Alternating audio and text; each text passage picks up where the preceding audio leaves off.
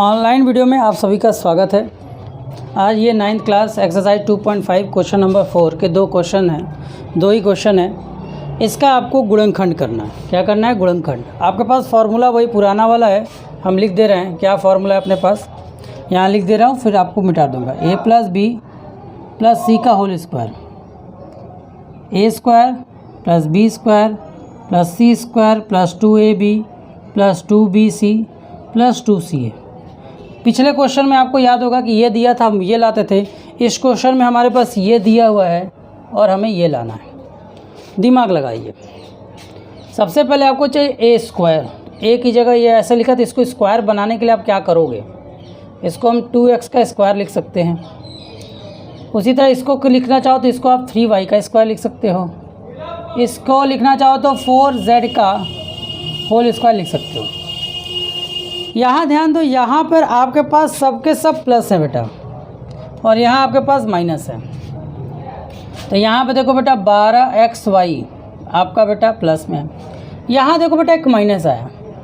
ये माइनस आने का मतलब क्या है? इस माइनस के आने का मतलब क्या है? इस माइनस के आने का मतलब ये है बेटा, दो लोग का गुणा। यहाँ पे देखिए दूसरे दो लोग का गुणा है, y का गुणा है और z का गुणा है। यहाँ पे y का गुणा है और किसका गुणा है बेटा? z का। इसका मतलब या तो y निगेटिव होगा या तो z निगेटिव होगा। इन दोनों में से एक ही बात हम बोल सकते हैं, या तो यहाँ y निगेटिव होगा या तो z निगेटिव होगा। यही दो ऑप्शन हो सकते हैं ना। हम कह नहीं सकते कि आंसर माइनस है तो यही निगेटिव है। हम कह सकते हैं या तो ये y निगेटिव है या तो z निगेटिव है। यहाँ पे भी निगेटिव है। यहाँ पे भी जब हम निगेटिव आए तो यहाँ हम देख रहे हैं x भी निगेटिव हो सकता है और z भी निगेटिव हो सकता है। सबसे ज़्यादा कॉमन पॉइंट किसका मिला है? z का। z के निगेटिव होने के चांसेस ज़्यादा मिले। अब बात करते हैं कि एक्स वाई निगेटिव क्यों नहीं है। देखो बेटा, x और y का मल्टीप्लाई अगर हो भी सकते हैं और नहीं भी हो सकते, दोनों हो सकते हैं। क्योंकि एक्स वाई सबसे ज़्यादा केस किसके मिल रहे हैं? y z के, तो इसलिए z को हम निगेटिव मान लेंगे। तो z को निगेटिव मानेंगे तो z को हम लोग निगेटिव फंक्शन में कन्वर्ट करने का प्रयास करते हैं। अब यहाँ पर 2, अब देखो बेटा हमने क्या बताया, a² + b² + c² बनेगा। अब 2ab बनाइए इसको, तो 2 × a की जगह क्या है बेटा? 2x है और b की जगह क्या है बेटा? 3y है। इसके साथ आप ये भी देखिए कि क्या इनको मल्टीप्लाई करने पर ये चीज़ आ रहा है कि नहीं। 2 × 2 = 4, 4 × 3 = 12 आ रहा है। इसी तरह आप आइए यहाँ पे प्लस रखिए, 2 का मल्टीप्लाई कीजिए। फिर 2bc, आपको क्या चाहिए बेटा? 2bc चाहिए। b क्या है बेटा? 3y है। और अभी हमने निगेटिव किसको बनाया? z को। z कौन है बेटा? तो ये आपका हो जाएगा -4z। माइनस क्या हो जाएगा? -4z। तो हम यहाँ पे इसको माइनस लिख ही दे रहे हैं, ठीक है। इसी तरह आप आइए प्लस, इसी तरह आप आइए प्लस। अब आपका हो जाएगा बेटा 2। इसी तरह आपका क्या हो जाएगा बेटा? 2 हो जाएगा।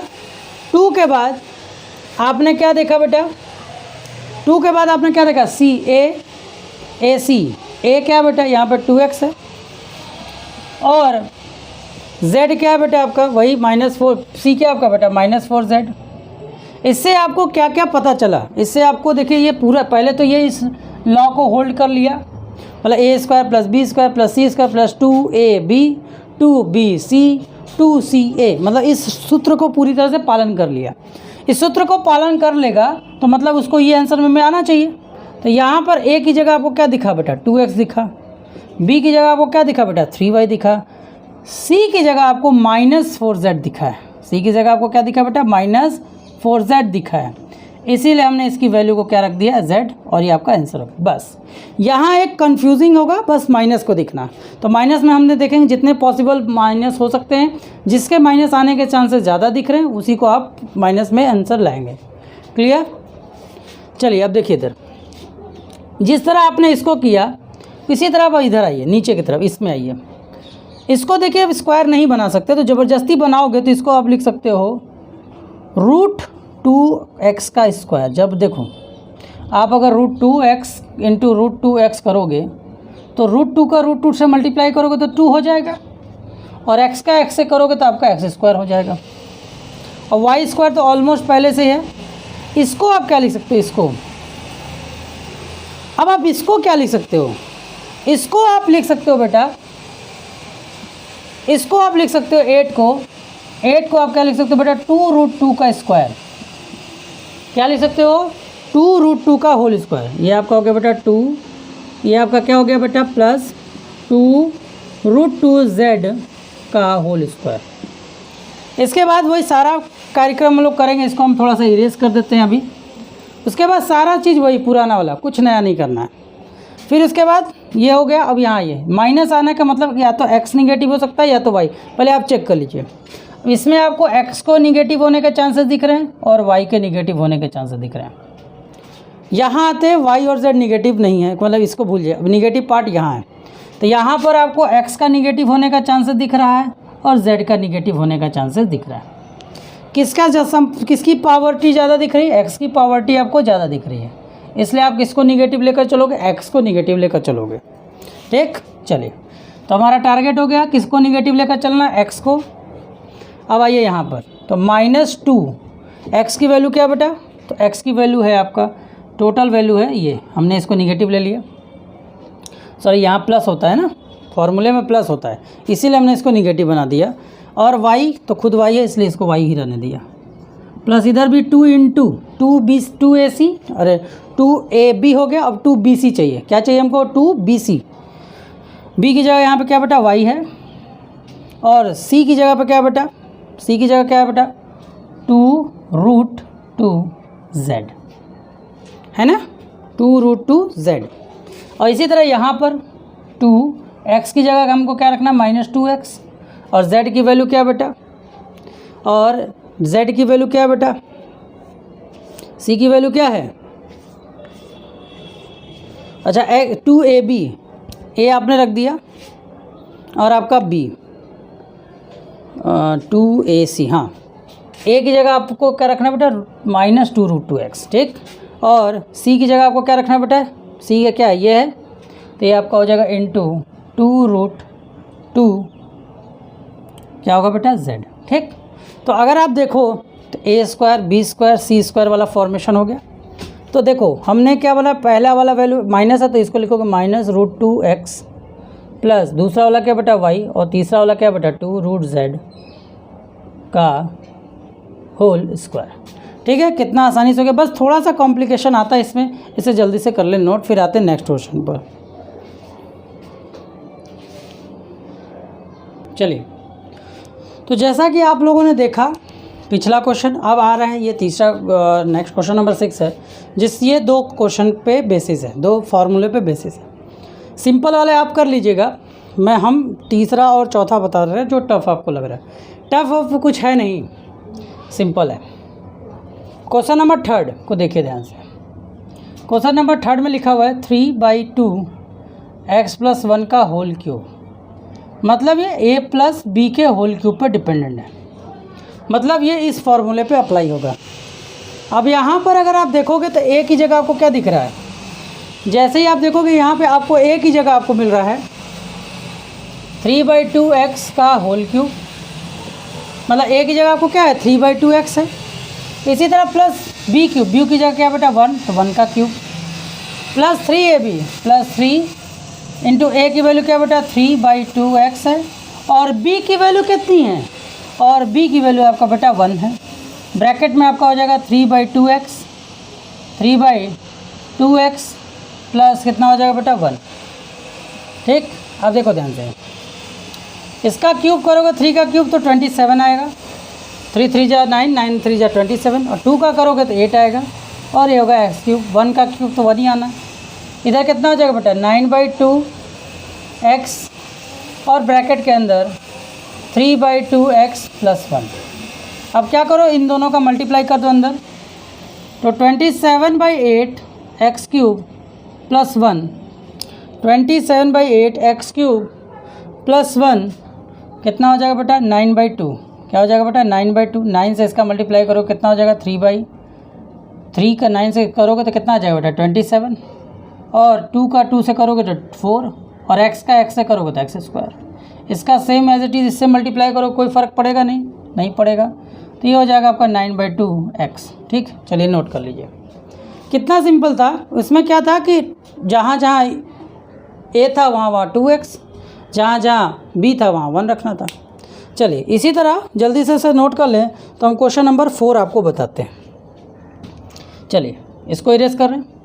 अब क्वेश्चन नंबर 4 पर आते हैं। क्वेश्चन नंबर 4 आपको दिख रहा है माइनस, मतलब ये किस फॉर्मूले पर बेसिस है बेटा? माइनस पर बेसिस है। तो यहाँ हो जाएगा x माइनस 2/3 y का होल क्यूब। ठीक, क्या हो जाएगा? x माइनस 2/3 y का होल क्यूब हो जाएगा। आप ध्यान से समझिए, अब आप ध्यान से समझने का प्रयास कीजिए। अब ध्यान से अगर हम समझें इसको तो ये क्या लिखा हो बेटा? a की जगह आपको क्या दिख रहा है बेटा? x, तो a यह हो जाएगा x का क्यूब। माइनस b की जगह आपको क्या दिख रहा है बेटा? 2/3y, तो 2/3y का क्यूब। फिर आपका क्या बेटा? माइनस 3ab, मतलब 3x, a की जगह क्या बेटा? x, और b की जगह आपके पास है बेटा 2/3y, और ब्रैकेट में a माइनस b, मतलब a की जगह x और b की जगह 2/3y। चलिए एक्स क्यूब का एक्स क्यूब ही रहेगा, 2 का क्यूब करोगे तो 8 हो जाएगा, 3 का क्यूब करोगे तो 27 होगा, y का क्यूब y क्यूब ही आएगा।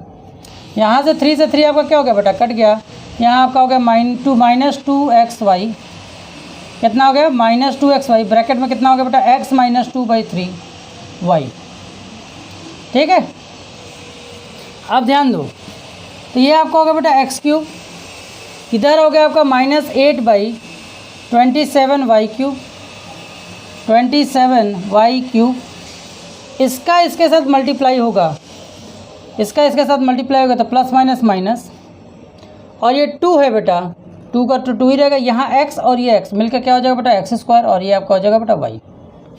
ये माइनस अंदर का माइनस आपस में मिलकर क्या हो जाएगा बेटा? प्लस, और 2 का 2 से मल्टीप्लाई हुआ 4/3, x है नहीं, y का y से मल्टीप्लाई हुआ y² हो गया। ये आपका आंसर आ गया।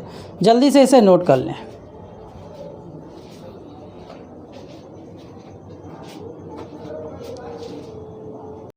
चलिए प्रश्न संख्या 8 देखिए, इसमें आपको क्या बताया गया है? सूत्रों का प्रयोग करके आपको इसको सॉल्व करना है।